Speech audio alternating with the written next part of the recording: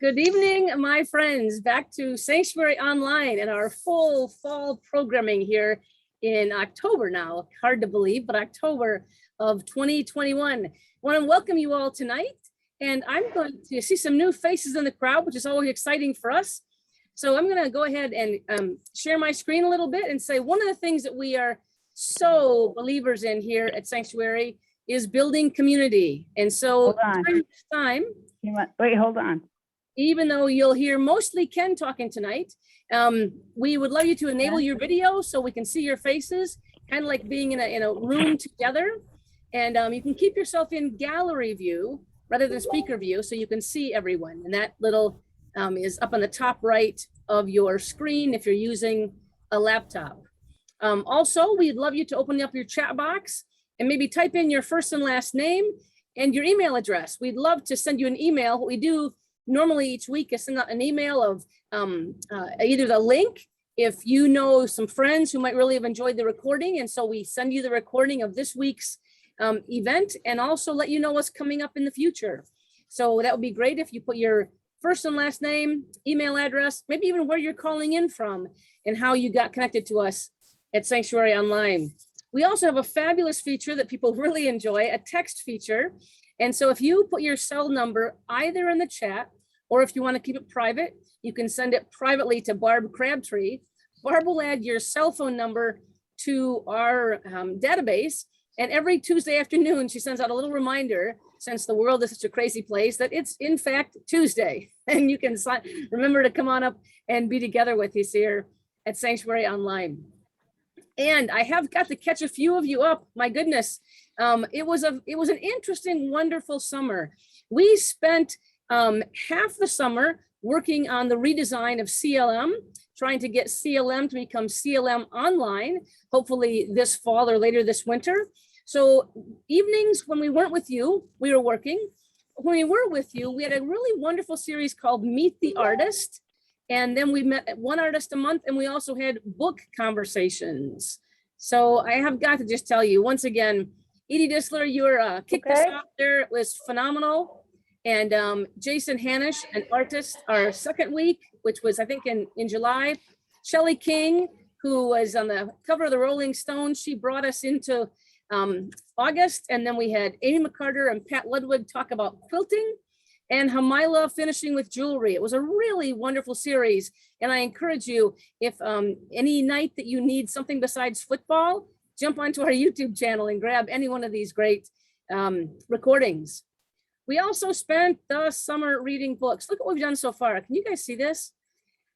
We spent some with 3 books, This Tender Land and Broken Horses. And then Out on a Limb, we just finished up last week with Firefly Lane by Kristen Hanna. And you have time to join us this October. Our book club is always the last week of the month. And really important, this one we're going to do in October on the 26th. It's called The Dressmaker of Karkhana.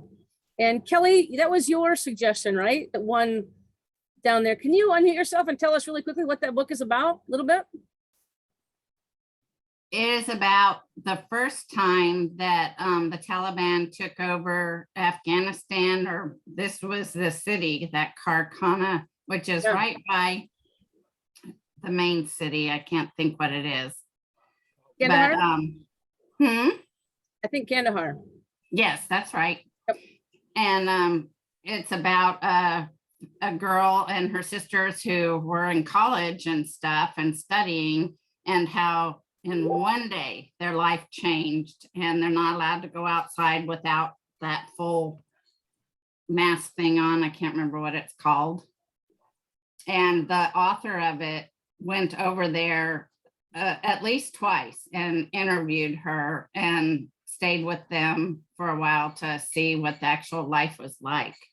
Yeah, and it's quite an uplifting book, though, you said, right? So even in the times that we are, really an interesting book to read right now, but also an uplifting book of young women entrepreneurialism, you know, in a different culture. So I encourage you to pick that one up. You've got plenty of time till October 26th to join us for our book club this month. And I'm going to quickly cruise through these fabulous slides. I can't stop talking. When we came back to full programming, it was, what did you do this summer? And we just had the most amazing pictures and stories. And every time I make a PowerPoint, I look back at these and I start smiling, just remembering all the ways we had community and safety all over the place. Look at all this fun that was had this summer. Once again, you need to be uplifted. Grab that recording and just listen in for just some real enjoyable, just stories and photos of a great summer. Finally, the summer of 2021, as compared to, for many of us, the summer of 2020. And yet, just to let you know, to tee up this amazing fall, we're really excited to bring you the entire fall programming, but October is quite special. And we're starting off with this 3-part series on human sexuality and the Bible. Tonight, I'm going to open that up by just kind of interviewing Ken and letting him do his Ken thing, which is always a blessing. Next week is the primary teach. So again, not to be missed. And then the third week is going to be kind of community conversation and questions. So all along tonight, if you have a question, go ahead and pop it into the chat room. And Barb and Cheryl, if you'd watch that for me and maybe give me the hi sign, I'll try and watch that too as Kevin and I share tonight. And if you have questions that you want to make sure we cover in the next few nights, even next week, if you want to send those in to us at talktous@sanctuaryinthewoods.com, talk to us at sanctuaryinthewoods.com, or again, even pop those in the chat. And if we don't get to them tonight, we'll make sure that as Ken's preparing his final versions of next week and the next week, we'll get those in and make sure we cover those topics for you. And again, as you've heard me say 15 times, October 26th, we finish with, again, our book club conversation. So Ken, goodness, I got excited yesterday when we began to prep this, and I just don't even want to take any more time. I want to just open this conversation with you and I up tonight. And my goodness, any of you who have ever heard Ken speak, period, full stop, it's always a blessing. But when we can get him to talk about things he has been passionate about his whole life, everything changes and it just goes up a notch. So I'm excited about tonight, and I'm going to stop my share, Ken, and maybe pop over and just open it up with some questions for you. So I know that the primary emphasis of your 50 years of ministry really has been as a pastor, right, in a local church, and then again as an elder traveling the entire planet, on behalf of MCC. And again, like I said, anybody who is familiar with your writings, your teaching, your passion, they know there's always 2 subjects that you seem to circle back to. And the first one we were blessed with, if you saw our Sanctuary Online Advent series last December, it was all about the world's great living religions. And that was a wonderful series in Advent. The second topic, Ken, that always seems to consume your interest and any extra energy you have is this whole area around spirituality and sexuality, which we're going to focus on, during this series. So I know this subject has fascinated you from your earliest years. And I wonder if you might start tonight, Ken, just by sharing why you think you got so interested so young and why that passion has stayed with you through your entire life. Good question. First of all, welcome everybody. It is so good to be back and just to see your faces again. I've been looking so forward to this. Yeah, Joby, I have written and spoken quite a bit, about my own confusion and frustration from my childhood about the inability to find accurate, accessible information about human sexuality. Those of us who are part of the LGBTQ community, we've dealt with this homosexuality in the Bible thing, for years, the clobber passages, and all of that. But for these next 3 weeks, we're going to be talking much more generally within the subject of spirituality and sexuality, of human sexuality in the Bible. And what I have said so many times, is that growing up, I felt like I got so many mixed messages and so much misinformation. I failed so many times trying to find an answer to questions that I had, that I felt by the time I reached the age of 16, that from my family and from my church and from school and from the society at large, what they wanted me to know about sexuality was this: human sexuality is a wonderful, beautiful gift from God. It is also nasty and dirty, and we don't talk about it. So save it for the one you love. That was the confusion that I was living with from all of these messages that I got or didn't get during all of those years. There's one story that's a part of that message that I don't think I've ever told before. I think this will be the first time I ever told this one, but it's very illustrative. In 1958, my family moved from Mississippi to Pine Bluff, Arkansas, and we immediately joined the closest Southern Baptist church, which was Emmanuel Baptist Church. And I was a member of the 8th grade boys Sunday school class. And I don't remember, our teacher was an older man. I don't remember his last name, but I remember his first name was Sam, because behind his back, we called him Rambling Sam, because he could just talk incessantly without saying anything. And one Sunday morning, the scripture reading was the story of Noah and the ark, about God commanding Noah to bring the animals on the ark 2 by 2. So one of the boys in our Sunday school class decided he was going to ask Sam, why did God tell him to bring them on 2 by 2? This was going to be an effort to try to either embarrass Sam or just to try to get him to talk about procreation or reproduction, somehow. And that man spent 15 minutes explaining to us 15-year-old boys that the reason God wanted 2 animals of each kind on the ark was that God was worried that one of them might get sick and die, and God would need a spare if that ever happened. So you see where that whole message of that whole experience of frustration and confusion kept me kind of just engaged with this subject, all through these years. Then as I got older, of course, I began to realize that the faith that I was professing and the church that I wanted to spend my life serving was actually condemning me, and that it was using the Bible, to do that, to condemn me. I actually started pastoring churches when I was 18 years old. And from almost the beginning, people would come to me with questions and concerns that I was just not equipped to answer in any way. Carl Jung once said, when people come to me with religious questions, they invariably turn out to be sexual. And when people come to me with sexual questions, they invariably turn out to be religious. So these questions around spirituality and sexuality, are they really in conflict with each other? Is there a way that they can be reconciled? And if so, how can we do that? And so these questions have been with me personally and professionally all of my life.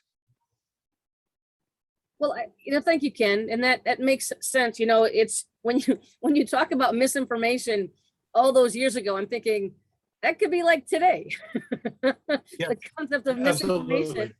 Unless you're studious and rigorous about where you're getting your information from and making sure you're checking enough sources.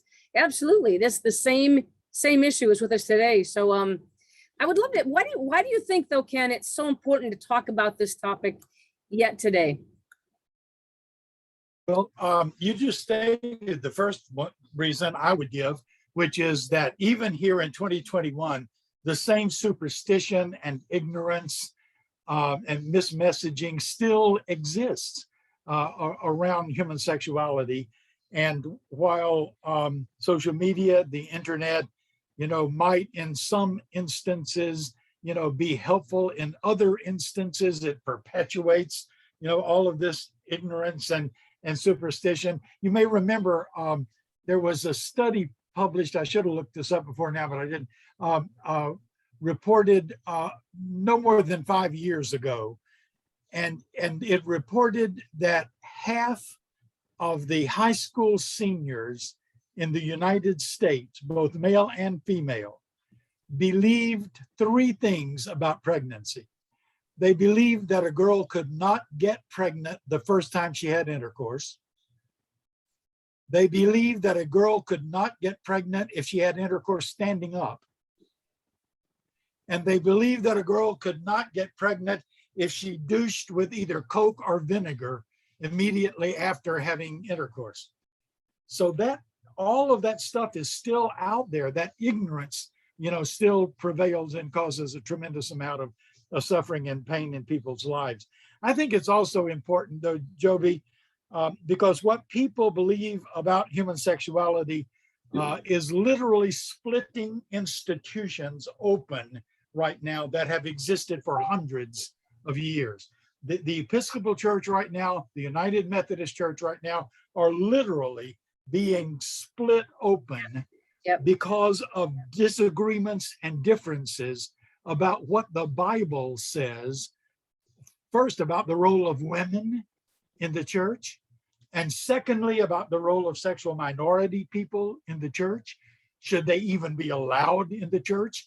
If they are allowed, should they be allowed to lead in the church? Should they most recently, be allowed to marry? So there's that whole issue of the chaos it's causing within our culture right now. It's also important, I think, because every day we are seeing more and more of the most ultra right-wing politicians and their followers attempting to codify what they believe the Bible says about a number of things, including sexuality, into law in our country. For example, even though the US Constitution never mentions God or the Bible or Christ or Christianity, and I'm using US references here because I don't know about other countries. And even though the First Amendment clarifies that by saying Congress shall make no law respecting an establishment of religion, last year, 2020, just last year, the Pew Research Center did a survey and reported that 49% of all Americans and 89% of evangelical Christians believe that the Bible should have, quote, a great deal of influence on US laws. There are presently 7 countries in the world that are known to be theocracies. That means they are governed by religious leaders. It means they are subject to religious laws. None of them are popular vacation destinations, believe me. And yet there are people in our country who literally want to lead us into that direction of autocracy and theocracy. At the same time, there's another truth that we have to deal with, and that is that much of the foundation of what we know as American law, especially when involving the civil rights and the individual liberties of people, have been founded on biblical codes of law and on stories that we find in the Bible. A lot of people are surprised to know that there are a number of actual trial records in the Bible, records of trials going on. We find them in 1 Kings, we find them in Jeremiah, we find them in Ruth, we find them in Daniel, we find them in Acts. And those biblical stories are recited again and again in legal proceedings in the United States in order to uphold some of our most treasured legal precepts. Like, for example, these are things that we find in the Bible. The presumption of innocence until you're proven guilty. The right against cruel or unusual punishment. The right against self-incrimination. The rule against double jeopardy. The right of association. And there are many, many others. And so we can be thankful, for that. But when they are left to their own devices, there are many local states that pass laws because somebody feels like they know what the Bible says and it's their job to enforce it and impose it on everybody else. For example, sodomy, described and defined as oral sex, is still illegal in 13 states, and 10 of those states cite the Bible as the reason for that. Interracial marriage is still illegal in Alabama. And there are 29 states in which it is still legal to fire a person simply because they are gay. So sometimes, these laws are detrimental to us, and some of them just literally descend into silliness. Okay, yeah. Now this is just for fun. Okay, the next couple of minutes here, just for fun. In Massachusetts today, it is illegal for a woman to be on top during sexual intercourse. Which state?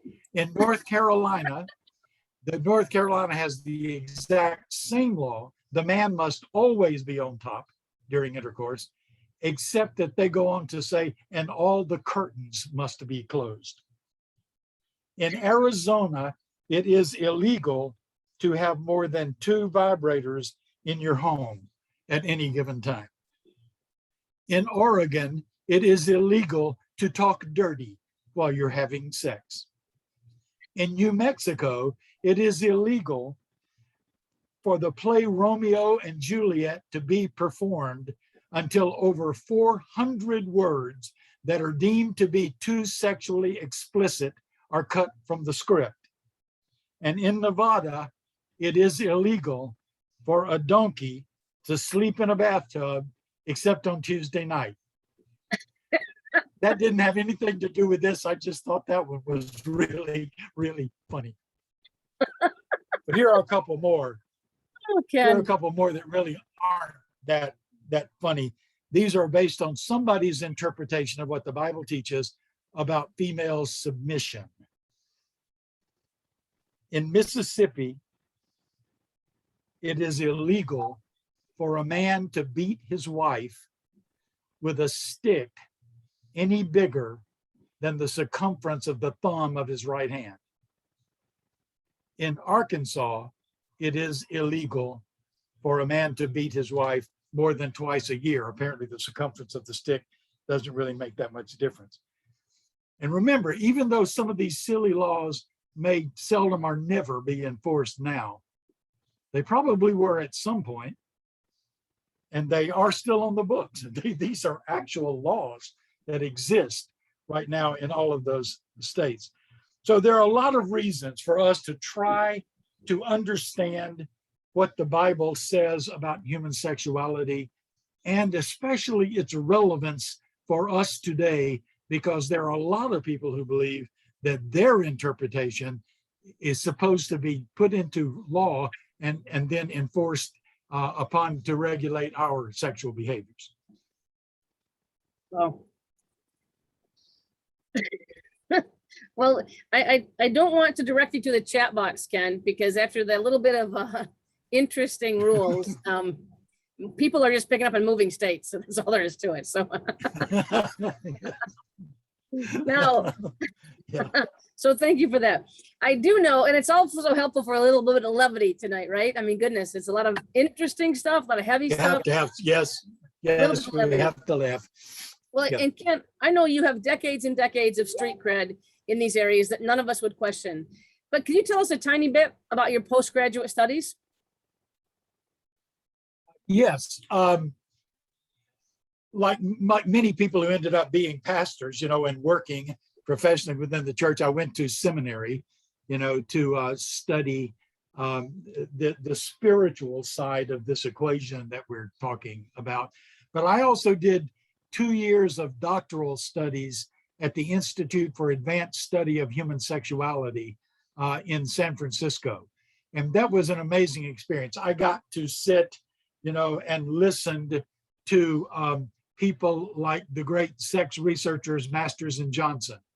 And my major professor was Dr. Wardell Pomeroy, who researched and co-authored the two, famous Kinsey books on human sexuality. That institute was actually founded by a Methodist minister, Dr. Ted McIlvaina. And so there was a wonderful balance in that school between personal sexual education and enrichment. In other words, trying to heal all of us, of whatever we had gone through during our lives. And at the same time, a very strong focus on the new science of studying human sexuality, of sexology. And so we had scientists and researchers, as well as all of this individual praxis around understanding and becoming healthy with our own sexuality. And so that was a really great experience for me, and it has helped me balance, these issues of sexuality and spirituality in my own life and in my work. Yeah, thank you, Ken. I don't want to take us down a bunny hole, but you've talked of your education quite often and of how real, and practical and intimate that kind of work was. So I don't want to go there, because this next question I have, when you and I chatted yesterday, we could have spent an hour and longer just on this topic. And really, it's the difference between morals and ethics. And when it comes, especially when it comes to human sexuality in the Bible. And I just would love you to kind of tease this apart. And this is once again where I want folks to say, would you like, if you have any questions for Ken, if this pops up any questions for you, go ahead and put those into the chat room, and I will try and bring them in, Ken, as we just really tease this topic out. Again, the concept of morals and ethics. Yes, this is extremely important. I think it's important in life, but it's really important for us when we approach a subject like sexuality, human sexuality, and the Bible. Most of us are familiar with the fact that the words morals and ethics are quite often interchangeable in conversation and in writing. We often encounter them, meaning basically the same thing. Also, sometimes we encounter the word ethics as a branch of philosophy that is supported by morals and moral behavior. Sometimes we encounter morality as a thing that is somehow expressed through ethics and ethical behavior. But I want to suggest to you that there is a better way of using these words. I frankly think it's the accurate way, and it is to understand them as opposites. They are not the same thing. So what I would like during this conversation, the way we're going to use the words is this way. Morals are the rules and standards and norms that any group of people agrees upon for its own behavior at any moment in time, and they reinforce that among their own members. Now, saying that, it immediately becomes clear that morals can change in the same group from one period of time to another period of time. A great example of that in this field that we're talking about is that just a little over 100 years ago, the medical profession was almost unanimously in agreement that masturbation was physically dangerous for human beings. We went through what was called the Victorian masturbation taboo, when the medical profession, attributed all of these horrible side effects and results to masturbation. The one they touted the most was masturbation will drive you insane. You will go insane. And the studies they cited for that were they would go into an insane asylum and say, who masturbates? Everybody would raise their hand and they'd say, there's the proof. There it is. If you masturbate, it will make you crazy. Just a little over 100 years later, today, that same profession is in unanimous agreement that masturbation is morally neutral and is healthy for most human beings. And so morals are the rules, standards, and norms that any group of people establishes for itself at any given time. And so they can and do change over a period of time. The other thing that becomes obvious is that two different groups of people can have different sets of morals at the same time. And one of the instances that is often cited about this is that around 1900, there was a thriving culture in North Africa called Siwan. And there was a German anthropologist, his name was George Steindorf, and he lived among the Siwani people, and he wrote about them. And one of the things he wrote was that not only was homosexual activity that between men and women common, but that it was totally accepted, even to the point of elaborate marriages between two women or men, which would be celebrated with great pomp and circumstance by all their families and all of their friends. And 37 years later, another anthropologist, Walter Crane, wrote the first really detailed ethnography of these people, the Sawanian people. And when he talked about homosexuality, he said, the Sawanis are not embarrassed by this. He said they talk about it in the same way they talk about heterosexual relationships. And then he went on to say, in fact, many, if not most, of their fights are about what he called homosexual competition, or people, arguing about who gets who. Now, that's North Africa, the Siwan people, the Sawanis, just 21 miles away. At the same time, north across the tip of the Red Sea on the Arabian Peninsula, any and all same gender behavior was punishable by death, beheading, and they were not reluctant to enforce that punishment. So that is a graphic example of the fact that morals, as the rules, standards, and norms that people set for themselves at any time, can change in the same group from one time to another, and can be different in two groups at exactly the same time. So that's going to be extremely important to us as we begin to look at specific kinds of practices and beliefs in the Bible, to be able to try to sort out those things because that we believe are just morals, or whether they're actually ethics, because we're going to define ethics as an ongoing effort to agree upon those things that are good and true all the time, everywhere, for everybody. And so, like with a subject like ours of human sexuality in the Bible, think of how valuable it is if we can go through and decide what we think is just moral behavior conditioned historically by the moment and the time people we were in.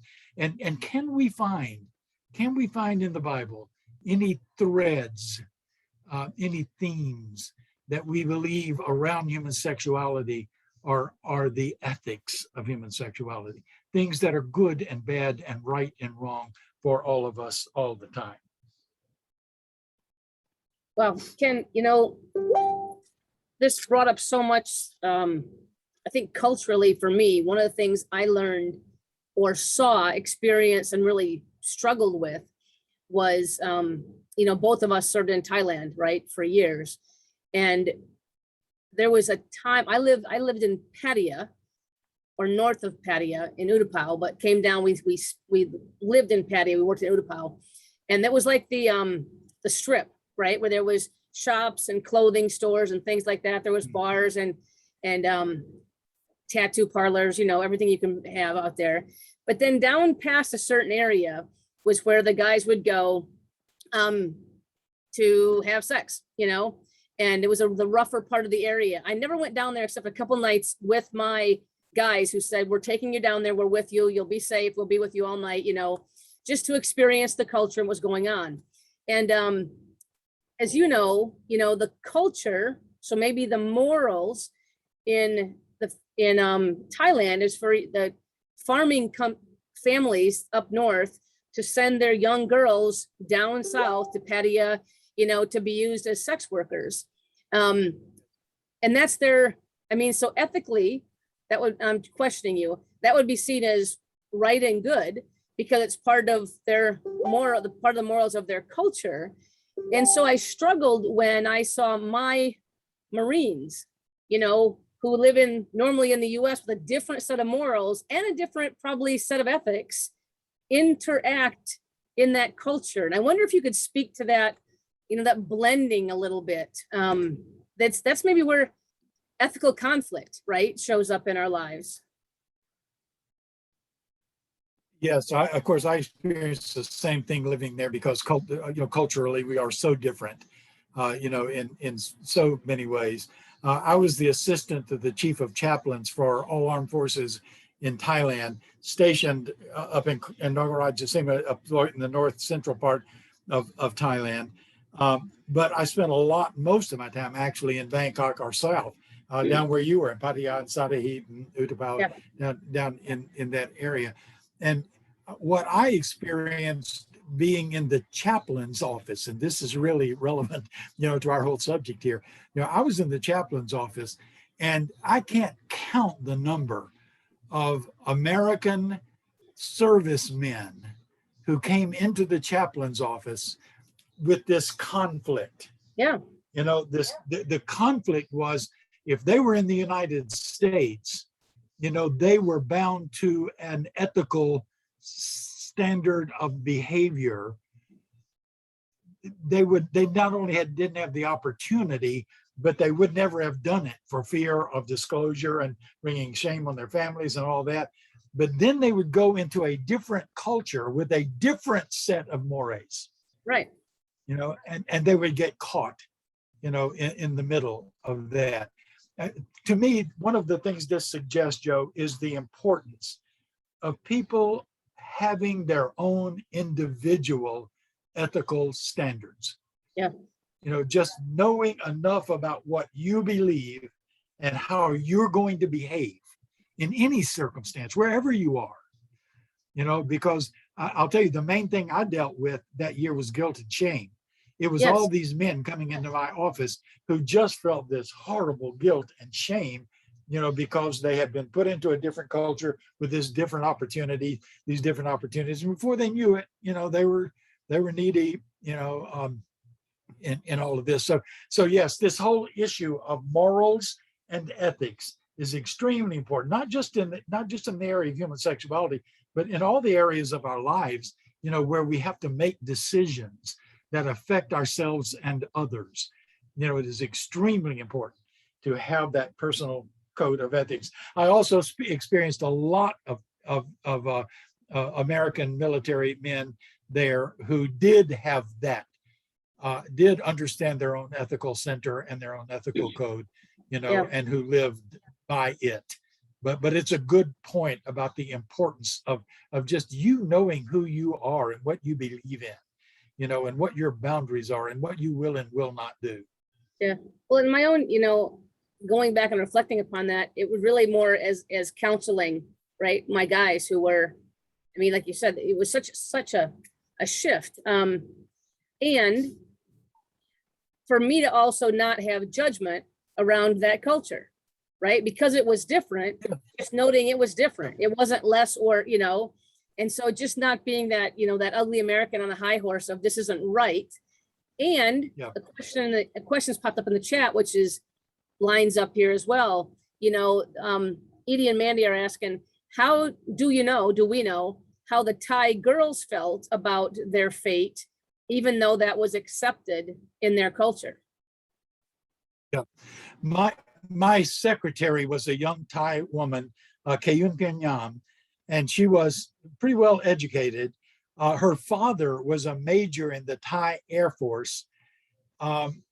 but her sister was a prostitute in Bangkok, and her sister made more money than her father, and her other sister who worked in a market all put together. And so there was that economic motive, which I always, the things that our military does in some of the countries we go into, we may do lots of good stuff, but I am a witness to the horrible stuff we do, and that's one of the things we did in that culture. We encouraged young Thai girls, to become prostitutes in order to make enough money that their families could live well. Yeah. And that was just a constant. And I know for a fact that my secretary, she and her whole family, were embarrassed. They were ashamed, that the other daughter was doing this. But at the same time, the benefits to them were so great, that somehow, they were able to lower whatever, bar they had, and let this go on. Yeah. Ken, I've got one more biblical question to ask you in a minute, but I've got a couple little quick ones here on the side. One, a comment from Kelly.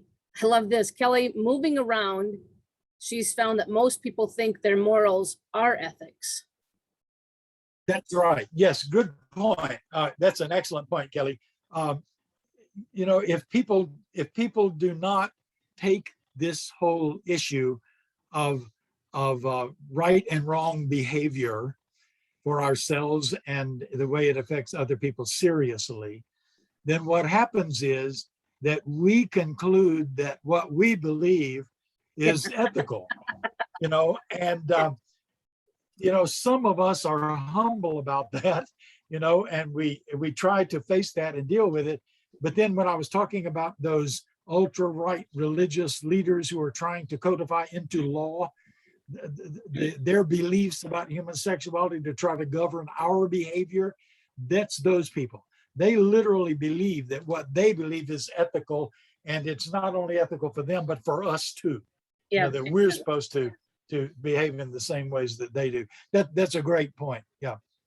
Yep. And thanks, Kelly. One more, and I want to give you a few minutes for this, the last question about the Bible. But there's a question from Meaty and Mandy saying, why does sex have to be about morality or ethics? Why isn't it just simply an issue of biology? Probably, well, of course it is an issue of biology also. It's not to say it isn't. But sex is the most hot button issue in our society and any other society that I know anything about, and so it can't just be biological because it is so sociological by nature. It apart from that one exercise I talked about earlier, it always involves other people.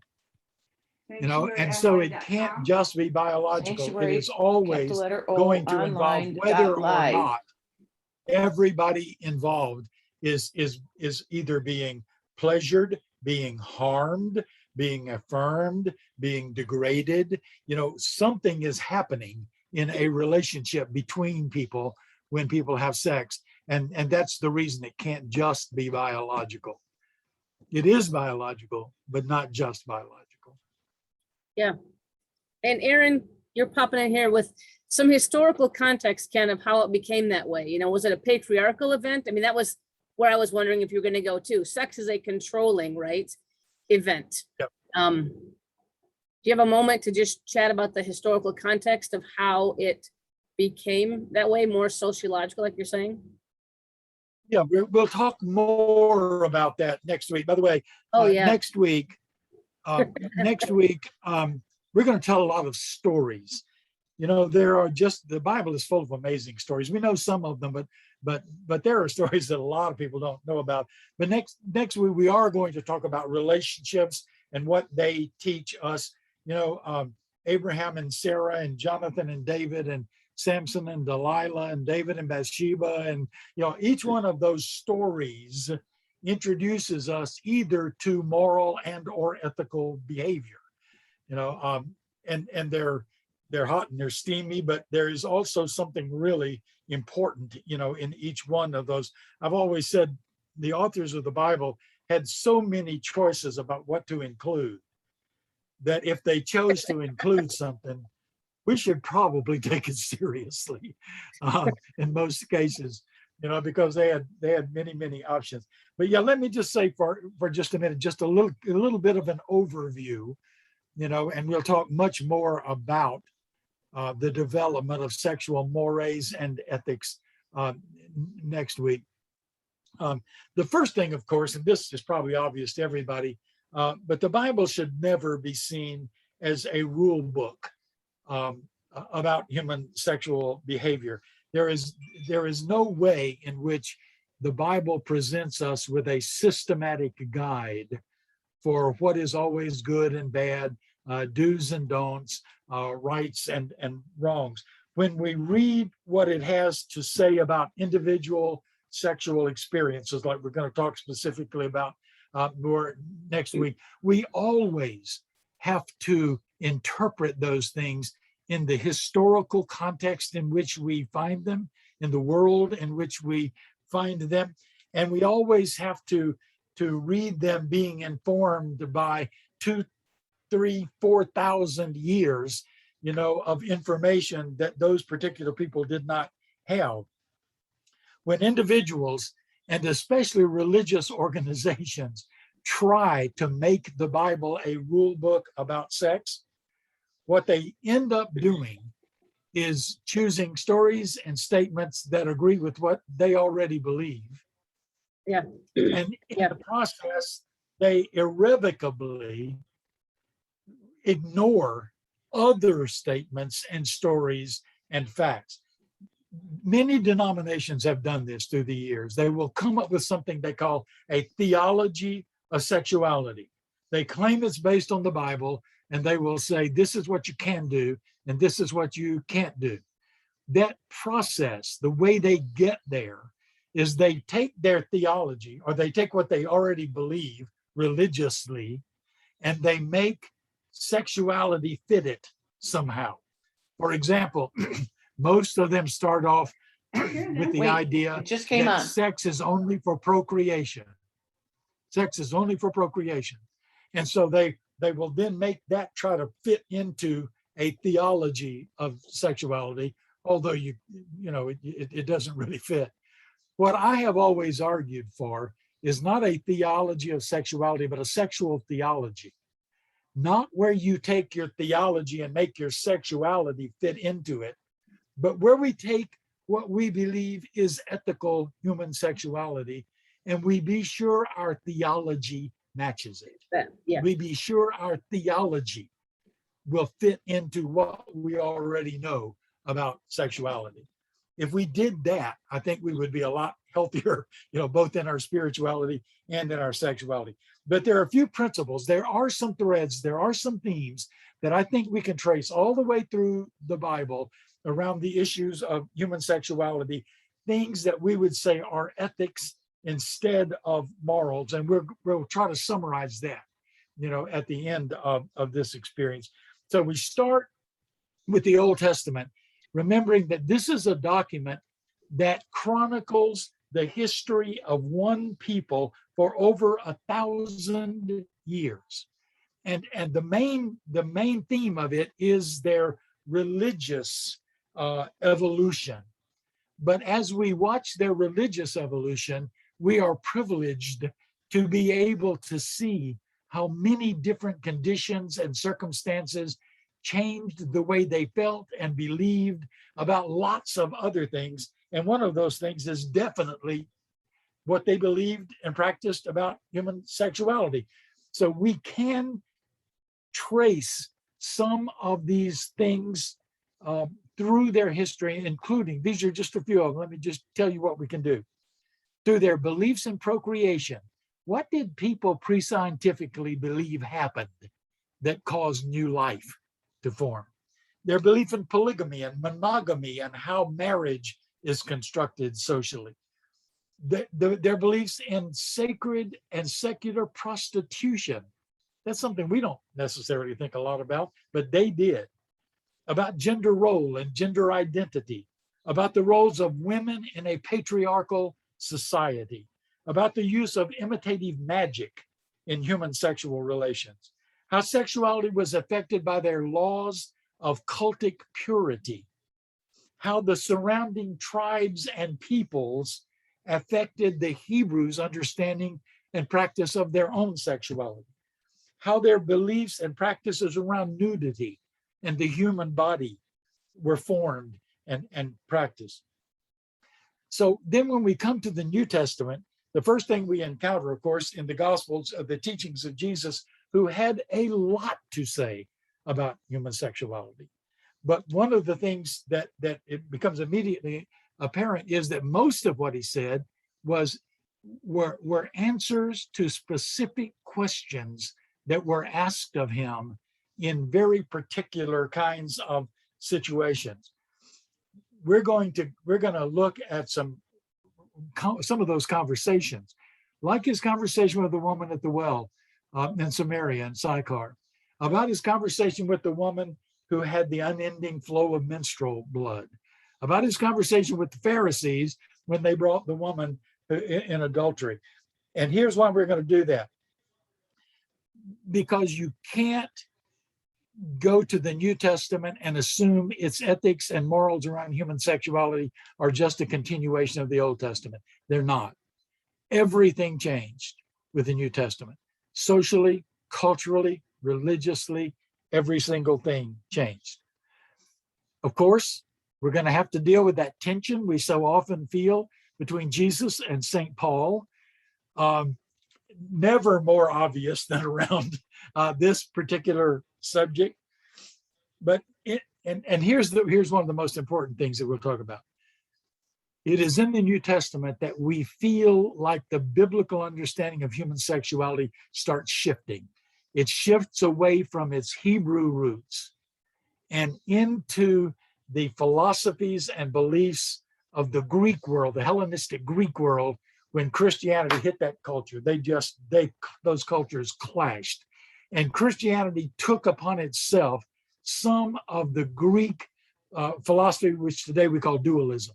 The idea that the body and the soul are two different things, and the body is bad and the soul is good. That's something our Hebrew ancestors would never, ever have done. And that is also one of the things that has led to a lot of the pain and confusion around sexuality that we've been talking about already.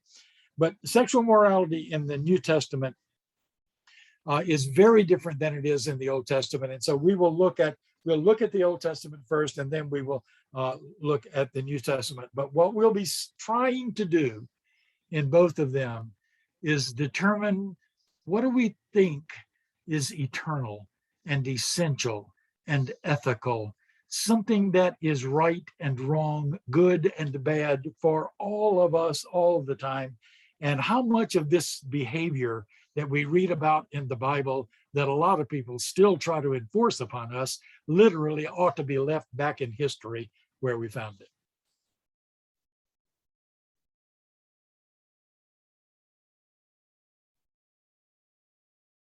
Can't hear you, Joby. Sorry about that. I just wanted to clap. I'm like, I think you went through the next question and you wove it into answering Aaron's question, and Aaron asked the second question and you wove it into answering that without even seeing it, unless you're looking at the chat group. So man, Ken, thank you so very much. I think that lays out right next week what we're going to be doing. And you've given me a little bit of insight into that, telling us through all those amazing stories, some that we know, some we probably never have heard of before. And then the next week really is we're trying to create a conversation, Ken, right? So having folks bring questions. How about you speak to that for just a moment? Yeah, yes, I would really like for that third week, to be dialogical and interactive between me and you. If you've got questions that you already know what they are specifically about human sexuality and the Bible or anything we've talked about tonight, because we've hit on a lot of different things, you can start sending them in right now. Barb told me that she's already receiving, she was receiving questions this afternoon, before we even started tonight. So you can send them to talk to us at sanctuaryinthewoods.com. And if you will send those in and give us a chance to kind of look at those, maybe kind of group them and organize them, then we would like for that third Tuesday evening to really be a dialogue between us and you, around any subject that we will have talked about or that has emerged for you, during these 3 weeks. Absolutely. And so again, either bringing those in, sending those to us.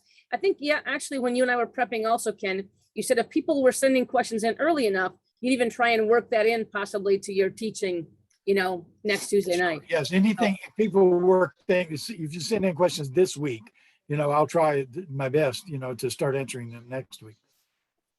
And I am right now, hold on here. I'm typing into the name of the book again, for those of you who'd like to join us for our book conversation at the end of the month, The Dressmaker of Karakana. And that's by Gail Lemon, Lemmon. Ken, how about if we just unmute and give you something we haven't heard all summer, a nice rousing round. One of those, a whole bunch of applause. Come on, bring it, y'all. It's so good. It's just so Yay! good to see everybody. So good to see you all. It is, and it's good to see a nice large group again. We've had a wonderful light summer, and as I said a moment ago, we have a really gorgeously packed fall and winter schedule all set for you. So don't want to take you too far out there. I want you to dial in, and remember, you can always bring a friend. So next week, let's anybody that you think might really enjoy this, we'll have the recording up probably tonight or tomorrow. So and you can go to our YouTube channel, Sanctuary Online YouTube channel, or just, again, email us or Facebook message me, and we'll get you the link directly to this recording. And so if folks want to come next week, they can catch up by watching this recording. So blessings to you all. I mean this from the bottom of my heart, losing yet one more friend today to this terrible disease. Stay safe out there, right? Stay safe. Take care of yourself. Love yourself and each other. Yes. Thanks again, Ken. Great night. Thank you. Good, everybody. Good night. Thank you. Absolutely. Bye-bye, everyone. Thank Take you. care. Bye, everybody.